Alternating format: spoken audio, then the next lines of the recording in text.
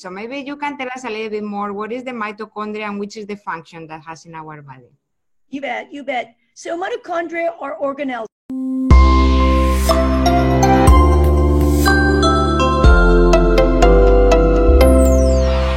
Welcome, Dr. Bennett, to the Keto-Rennian Diet Solution Summit. I'm really thrilled to have you here to talk about the top solution for boosting energy, for weight loss, and for always keeping a strong gut, which is the most important. So thank you very much. Thanks so much, Elena. I'm so happy that I'm here to be able to talk to you about all the cool things, and you know what you're doing is amazing. Thanks so much for asking me to be part of your amazing summit. Really appreciate it. Yeah, what you have to share is really, really important. But maybe first you want to tell us about your personal health journey and your practice. What brought you to be with us today? Wow, gosh, that's a big, big question because I've been in practice for 30 years, Elena. 30 years.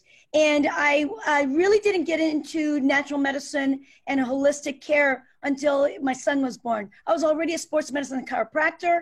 And then my son, after 7 years being a sports medicine specialist, he was born, and he was born beautiful, about 10 pounds. But after a few months, he started really displaying terrible, terrible symptoms of allergies, environmental medicine issues, and anaphylaxis. Anaphylaxis, for people who are listening, it's when you can't breathe because you have a severe allergic reaction. And our son, he at a very, very young age, he started getting a lot of problems with the environmental issues. And I didn't know what it was, you know, and more I started digging, I was thinking, gosh, it's really what we were eating, what we were feeding him, what his environment, my breast milk, because my breast milk had actually mercury in it, from a cracked amalgam filling. There were so many factors. And I decided to go back to school because I knew that the regular methodologies that back then in the early 90s, nobody knew anything about allergies. Nobody talked about food. Nobody talked about mercury. So that started my journey in first to save my son. And then after that, I changed my entire practice of sports medicine into environmental medicine. And I went to school at American Academy of Environmental Medicine. I was the first chiropractor to do that in 1996. And now it's been an ongoing journey of learning more to help more because the modern diseases really shifted from back then. It's so different from 30 years ago, the way people are so sick these days. So I'm consistently going to school and learning new things so I can serve you and your audience the best way I can. Yeah, not only you help yourself and your son, but in these 30 years, probably you have helped already so many people. Yeah. Well, it's interesting, you know, I wrote the 7-Day Allergy Makeover, the first book many, many years back. And that was because of my son's journey of allergies. And then I ended up getting a severe, severe accident. It was an injury to my brain and my neck. And that got me thinking about and learning more about mitochondria health and creating more energy in our body, because I thought I had to retire at 48. That was 9 years ago now. And because I'm 57 now, and at 48, I thought I had to quit my job because I couldn't work very well. And but once I started discovering more about mitochondria, and back then, you know, nobody talked about mitochondria. We knew from Biology 101, it's our powerhouses that make our energy. But what did we really know about it, right? And my Mighty Mito book, it's called Mighty Mito, and it's the first book out there that was on mitochondria health for consumers. So I was really, really proud of creating that and sharing what we all need to do to prevent disease and make sure our future is going to be laid out and with health and wellness and obviously at your most optimal potential. I'm really excited to dig in a little bit more about that little organelle that we have in every single cell of the body, because memory fog, feeling exhausted all the time, weight loss resistance, a lot of the things that happen, chronic fatigue syndrome, are related to the mitochondria, and people don't really address that, don't think about it. So maybe you can tell us a little bit more, what is the mitochondria and which is the function that has in our body? You bet, you bet. So mitochondria are organelles, and what that means, organelles are the specific cellular units inside a cell. So let's say you've got a heart cell, right? And there's a heart cell, but inside there's a lot of little organelles or little parts called mitochondria. And mitochondria together, this was billions of years ago, two types of bugs got together, and the mitochondria was a prokaryote, and it literally symbiotically went inside a bigger cell and decided to stay there because they both symbiotically, the mitochondria got protection, but the bigger cell got energy, and they were able to live together. And now all of our cells, except the red blood cell, which only carries oxygen, every one of our cells have mitochondria. We have to. In fact, if we don't have mitochondria, that cell dies. And that's why mitochondria are so important. It's a very, very special cell, and it's very, it's not weak, it's very sensitive to trauma. It's sensitive to the environment. It's sensitive to even emotional stress. Our mitochondria, because it used to be bacteria, it senses our emotions and our mental and the way we're thinking, and it communicates with our gut. I mean, it's just amazing what mitochondria can do. So what we want to do is make sure that our mitochondria are healthy and that we've got plenty of them. Like our heart cell, one cell could have thousands, eyeballs, anything that works all the time. The heart always working, right? Eyeballs are always working. Let's say the brain, all that. It also has a great deal of number, and it can range from 250 to 2,000, 3,000 mitochondria in each cell. So it's super important to take care of them if we want optimal health. And when you were talking about those symptoms that people deal with, fatigue, brain fog, we really need to understand why we need to do this. Every chronic symptom that we might have, or that we go to the store to buy those over the counters, headache medicine, gas medicine, joint pain medicine, depression medicine, all of these medicines, they actually are trying to eliminate the symptoms of mitochondrial dysfunction or mitochondrial impairment. So the mitochondria is involved with everything. How much energy we have, how fluid, and how much our joints are fluid and we can move. You get really cranky and joint achy, and you have no energy, and you get brain fog. Your memory goes. Your ability to detox, your ability to feel good and have a feeling of like, oh, I can remember those words and my memory, and all of this is related to mitochondrial health. And if you don't have these, and if it continues years in and year out, you're starting to feel bad, most likely in your late 20s, 30s is when people start to experience these symptoms. And then as you get older, that's when disease sets in, because your mitochondria are not functioning properly. And what kind of diseases? Chronic fatigue syndrome, respiratory issues, allergies, high blood pressure, heart disease, cancer. Cancer is a mitochondrial, it's a metabolic disease. It's a mitochondrial disease. Diabetes, especially diabetes. So there's so many factors. And then of course, all the diseases that come, and that's what we don't want. These are all modern diseases, and all modern diseases are related to mitochondria. Yeah, I mean, it's as simple as the mitochondria is the generator that we all have in our house, but it's in every single cell of the body, and it's producing the electricity, the energy. In our case, it's the ATP, which is the energy coin of the body that we use for everything, as you said before. If that doesn't happen, then everything stops working. And as you said, the most important message that I captured from there is we don't have mitochondria, or we have mitochondria dysfunction, the cell dies. So it's as simple as that. So that was a really good point. So which are the main triggers and causes you think that we are surrounded with that cause mitochondria dysfunction? Okay, so when it comes to mitochondria, in my book, I talk about it, right? I talk about the 3 Ps. And the first thing that we've got to do is we've got to prevent from getting mitochondrial damage. And the causes are literally our environment. Everything that's in our environment that is chemically based, the pollution the air we breathe, anything that we eat that might be toxic. For instance, water. I mean, tap water in America is loaded with chemicals, right?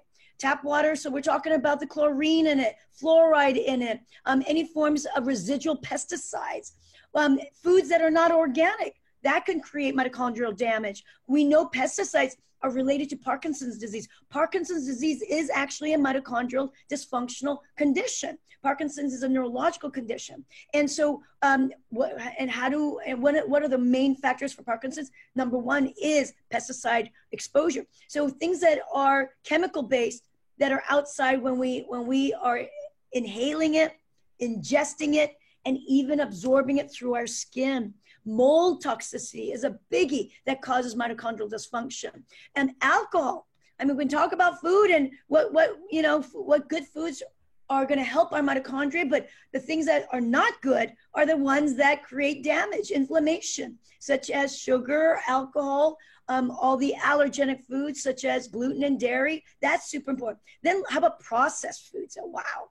We eat a lot of processed. Everything that's in the middle of the aisles, and then of course anything comes in a bag. Even if it's a health food, health food store, you get something in a bag, there's still something there like citric acid. Although citric acid is natural, it's a preservative made from mold. So if you've got mold sensitivity, then you might have sensitivity to citric acid. And then let's not forget heavy metals. Heavy metals is just rampant. Pesticides are heavy metals, but seafood nowadays is loaded with heavy metals, of course. Mercury, things that we have in our mouths, breathing in pollution, all that toxic fumes, pollution from the car exhaust. We've got a lot of mercury in mercury. And it's not just mercury. There's a lot of other arsenic, cadmium, titanium, even. There's so many different types of metals. You just got to be careful. Yeah, and mold that you said is extremely, extremely important. I do live in Hawaii, and here is very humid. I do live close to the mountains, and I get a lot of clients who tell me, I have this pain in my spine or my back that is chronic. But then I have realized that when I travel to mainland to a drier environment, my pain disappeared, because maybe they are not exposed to mold. And some of these people, because when I always recommend them, okay, one of the main triggers is mold, that's the first thing that we have to check for. They realize that behind the wall, there is a lot of mold growing. So they're constantly inhaling it in their houses, and that's a big cause for mitochondrial dysfunction, as you said. That's absolutely true. And mold, the thing about mold is you've got a living organism. You're constantly breathing it in. And so they could be living in your lungs. They can actually cause certain types of mycosis, which is inside the blood. It can affect the lymphatic system. It can go to your brain. But also another factor is that there's mycotoxins. And mycotoxins are poisons that mold produces. They're metabolites, natural cellular metabolism of mold. They're metabolites. But those metabolites, our body does not know how to detoxify. Most of us have poor detoxification pathways for mycotoxins, and we might even have specific genetic variants that doesn't allow us to even detox. So those individuals can get really sick.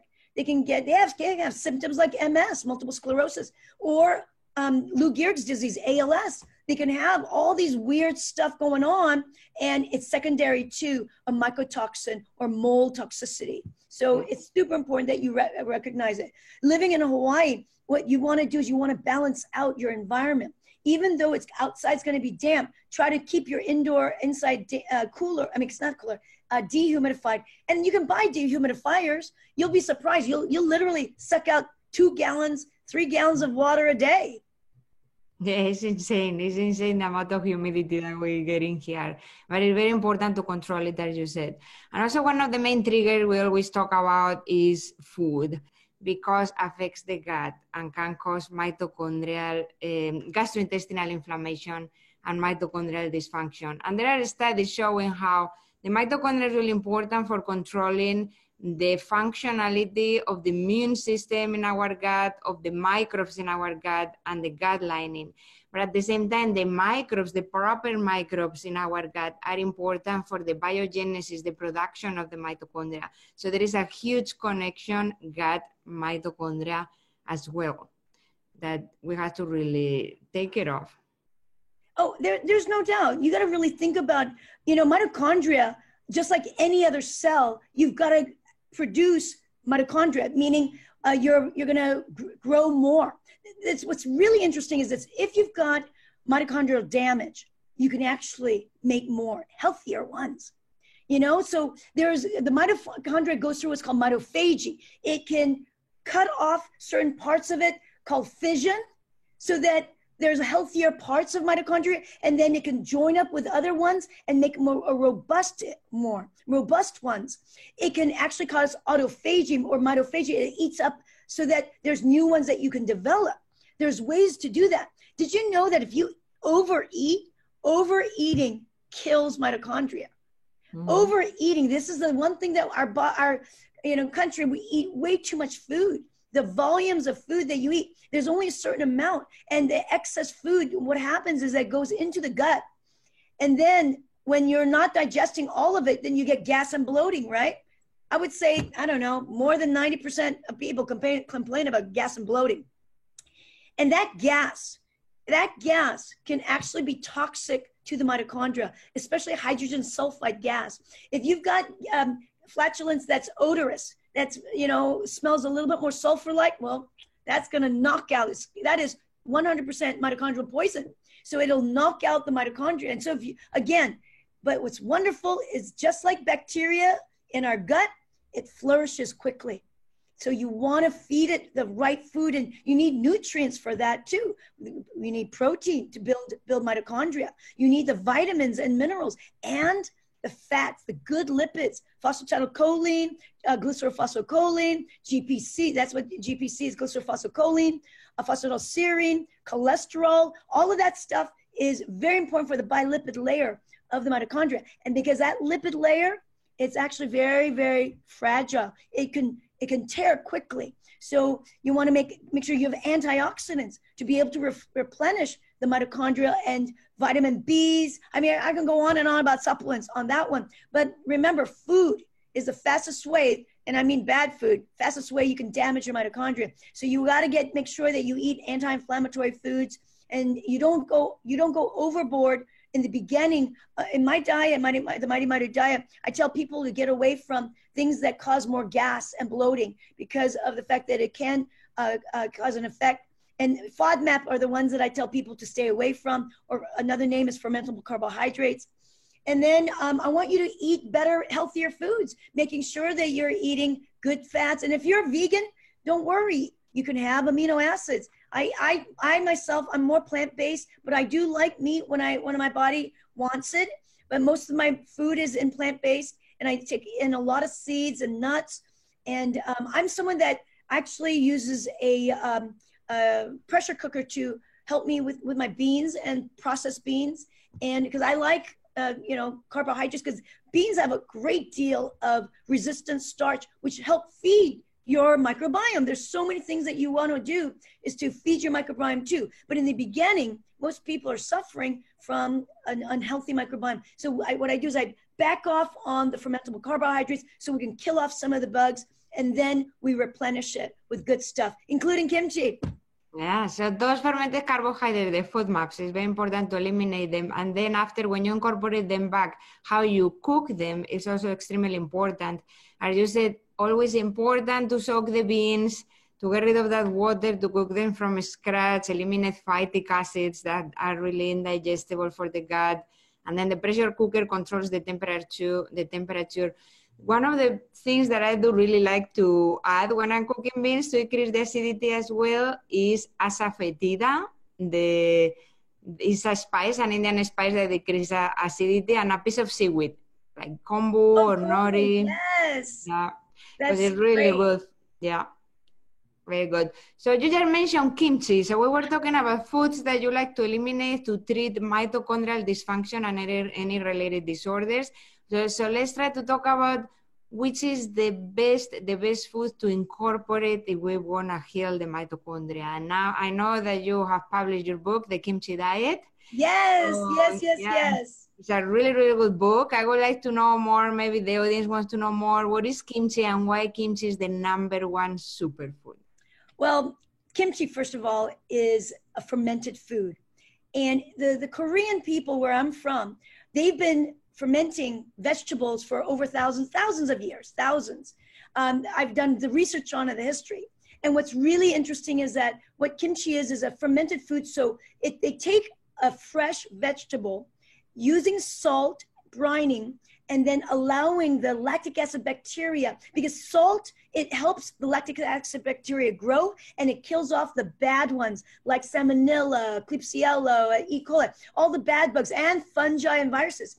So then what you're doing is there's a creation, and the fermentation increases the ability to make lactic acid bacteria. And you're converting the carbohydrate from a sugar, and it changes into mannitol, and the changes in carbon dioxide. And when you're changing it, it actually creates a preserved food, even though it's fresh.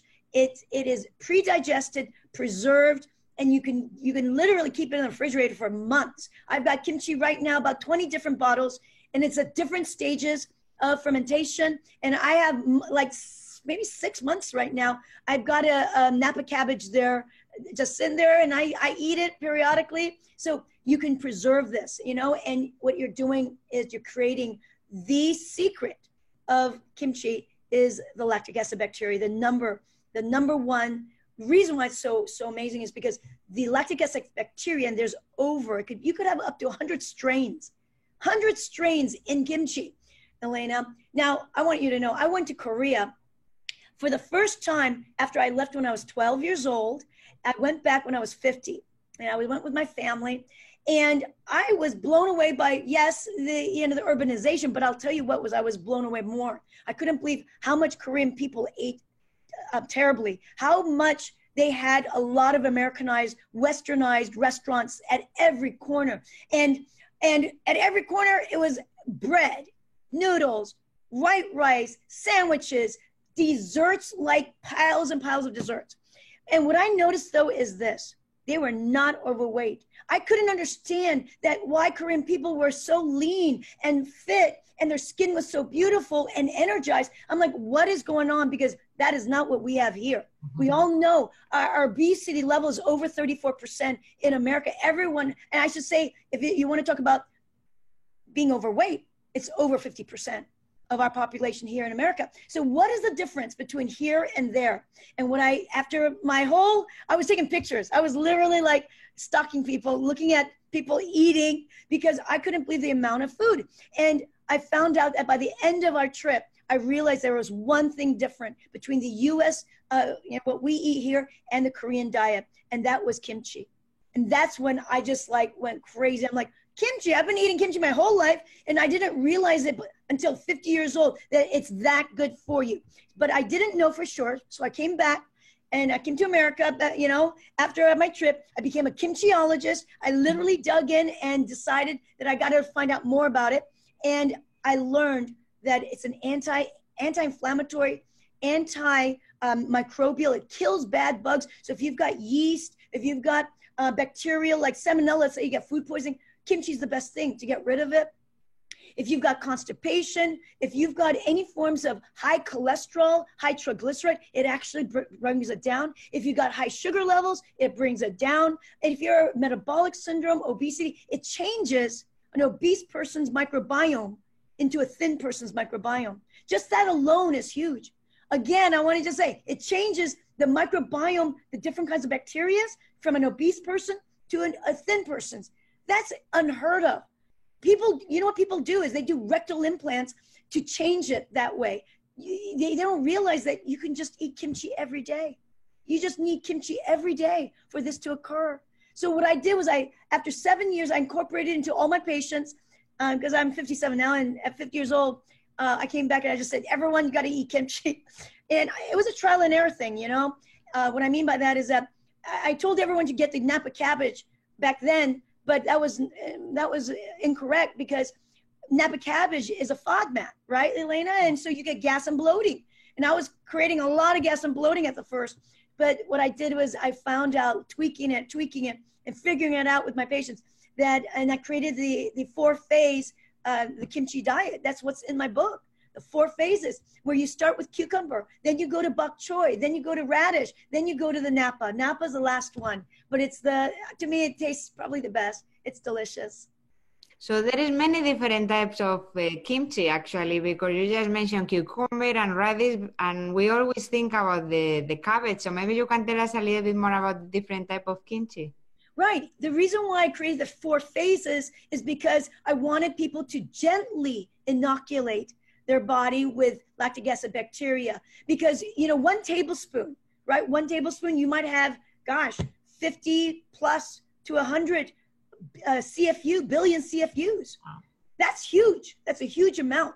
So if you think about it, if you're eating, so I tell my patients, you got to eat very slowly, start little by little, start with a tablespoon, and then you start adding up. And the 4 phases has to do with the different types of fermentable carbohydrates, little by little. You know, the bok choy is low or the mustard greens are low. Then you go to the radish, and then you go to the napa. So I've created it so, and I found that that's what makes the gut the healthiest. Within 8 weeks, you're going to be able to heal SIBO, leaky gut. Like I said, it seals. It's a, like, for leaky gut, it's the best gut sealant. I say kimchi seals as it heals. It's an incredible sealant. So it creates a thickened gut barrier, the mucosal barrier that you want. And why? Because kimchi has billions of bacteria that you're eating. I eat probably about 300 billion a day. 300 billion. And kimchi has up to 1,000 different strains. When you eat probiotics, you have 6 if you're lucky, 12 maybe even more than 12. But I'm going to tell you, I'm talking about when you eat it, you're eating it. You can have up to 1,000 species. 1,000. I shouldn't say species, strains. Excuse me, 1,000 strains. Because there's 3 that are the most common: Leucana stock, Weissella, and Lactobacillus. Those 3. But interestingly, those 3 going in changes your diversity of your microbiome. It creates a balance, a community in your gut, and balances it and improves the robustness of your immunity, and improves the robustness of your immunity, of your bacteria, the diversity, so that you create neurotransmitters. You start to feel better. You feel calmer. You're more relaxed. You can sleep better when you eat kimchi. I drink kimchi juice before I go to sleep. Wow. So the juice is after you are fermenting it, the liquid that is left from the fermentation, right? Correct. You know what? I teach in my book. I didn't put the bonus video. I have a video, on the internet, and it's called the Tongchimi video, and that one is literally a water kimchi made with radish, and it's made pretty much a gallon of juice, of kimchi juice. And I make that for my patients too. Wow, that's amazing. But what about if somebody suffers from high histamine levels? Can they still eat kimchi? I've done a lot of research on that. And the studies show that, and the kimchi studies show that there are a lot of antihistamine substances, antioxidants in kimchi, the nutrients, the phytochemicals, that it offsets it. Now, there are individuals that may be sensitive to the reaction of eating Napa cabbage, let's say, or there might be MSG. If you eat commercial kimchi, some of it it's made with MSG, which is definitely triggers histamine problems, right? An allergic reaction. Another thing is that when you eat certain types of kimchis, if you're, let's say, sensitive to, you're allergic to red pepper, right? Capsaicin. So that might be part of the reason why you're having more an allergic reaction. So to me, I'd figure it out. I'd rather have someone try the kimchi and start with cucumber kimchi, but make the cucumber kimchi without any red pepper. And you can do that. You can have white kimchi, something that's non-spicy. You don't have to have spicy kimchi. Have the non-spicy, and then incorporate that. And again, 1 tablespoon. That's not a lot, Elena. It's not a lot of food. So you start with 1 tablespoon, and you're building, and slowly but surely you're inoculating, creating healthier microbiome, more lactic acid bacteria, then less inflammation, then the histamine won't be a problem.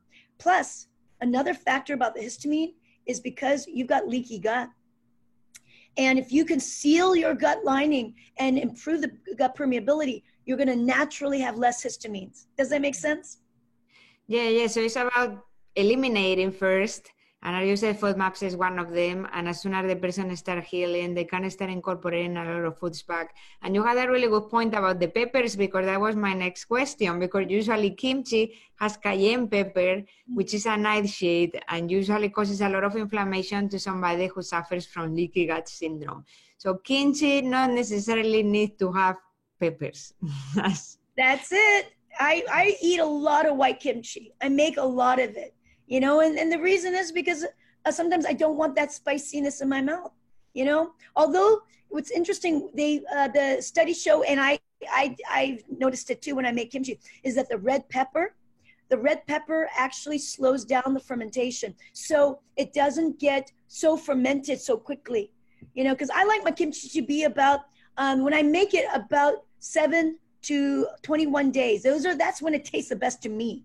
Everyone has your own kimchi taste. You'll like it, you know, fresher than others, and you got to taste it. And I teach you that. You know what? I don't know if you know this, but I've got a kimchi detox program. It's an online video program.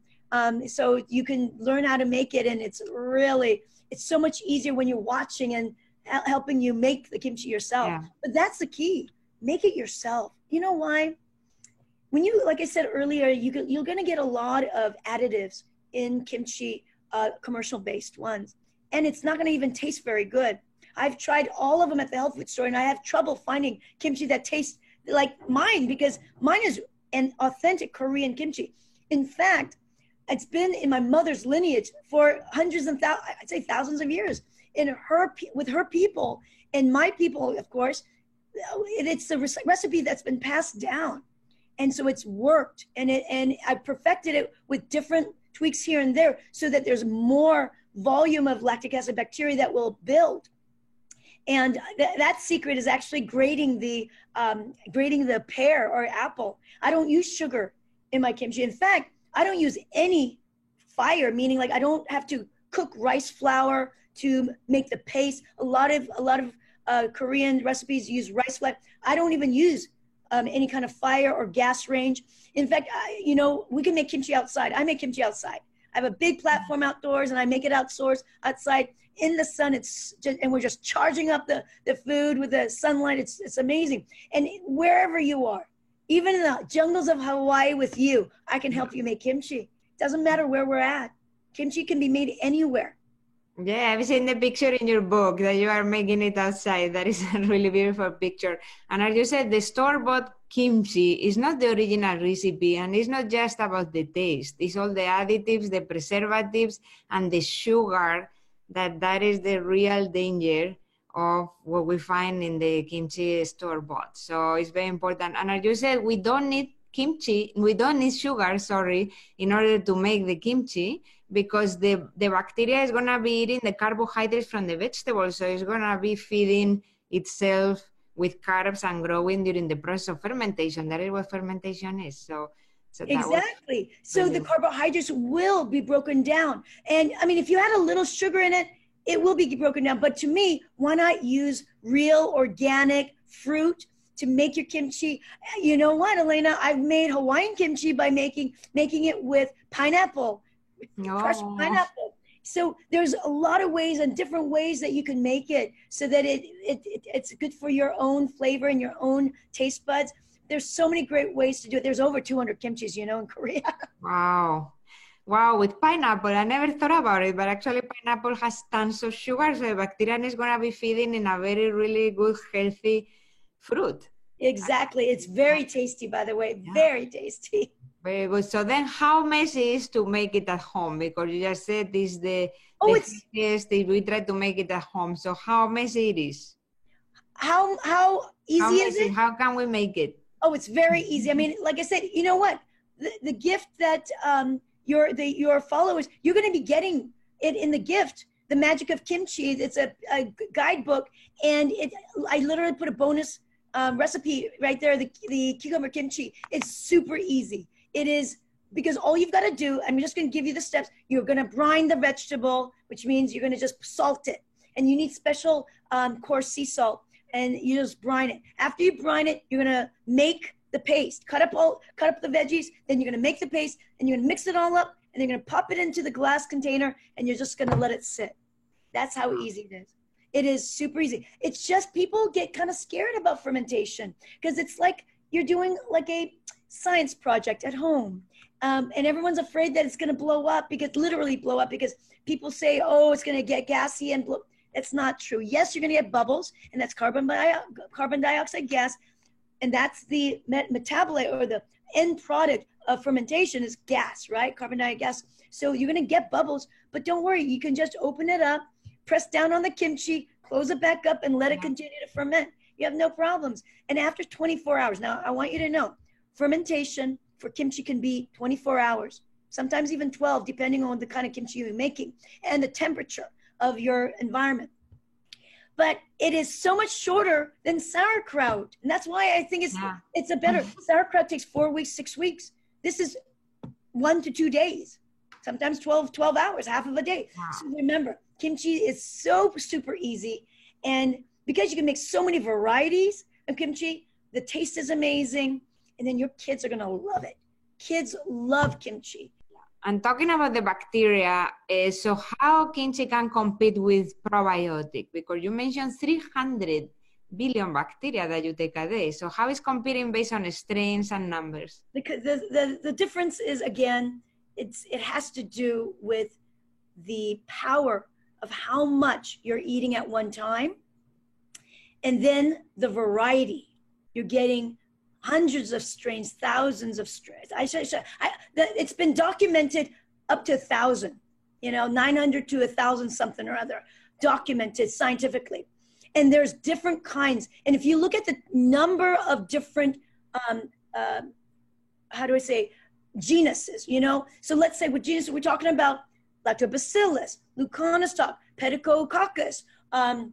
There's many. It could be hundreds. So the amount that you're getting is far greater. I'm sorry, I'm having like a hot flash.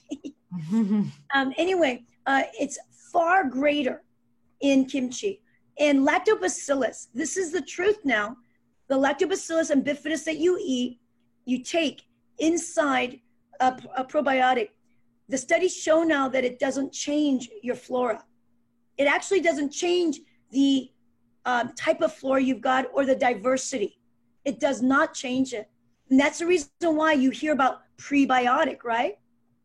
Because prebiotic feeds the other bacteria so that you can have better diversity.